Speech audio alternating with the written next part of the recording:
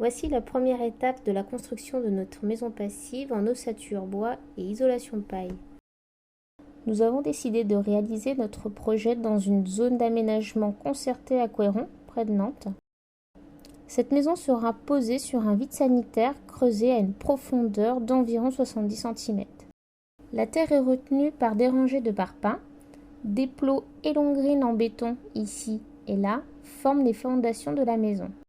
Ici, vous pouvez voir les réseaux d'eau, d'électricité et d'évacuation des eaux usées placés sous le vide sanitaire en attente de la dalle bois du rez-de-chaussée.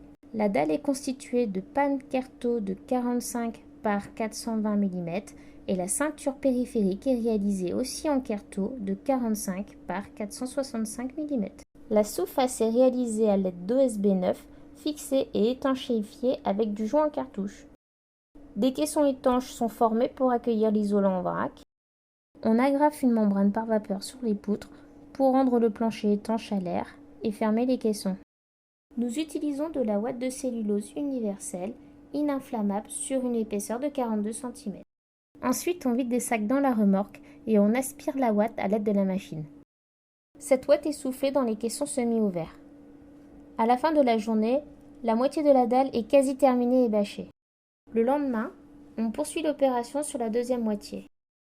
Étape très importante pour l'étanchéité à l'air, la liaison des laits de pare-vapeur.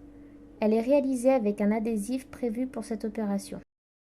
On recouvre la dalle de panneaux USB 18 emboîtés ensemble, puis vissés dans les poutres. Les passages de gaines sont étanches à l'air grâce à des manchettes Roflex en EPDM.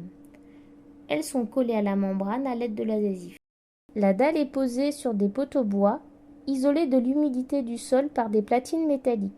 Par contre, en limite de propriété, elle est posée sur le mur du vide sanitaire. La dalle est quasiment terminée, elle sera ensuite bâchée pour éviter que l'appui stagne à la surface. Je vous invite à venir sur notre blog pour trouver plus d'informations et conseils sur l'éco-construction.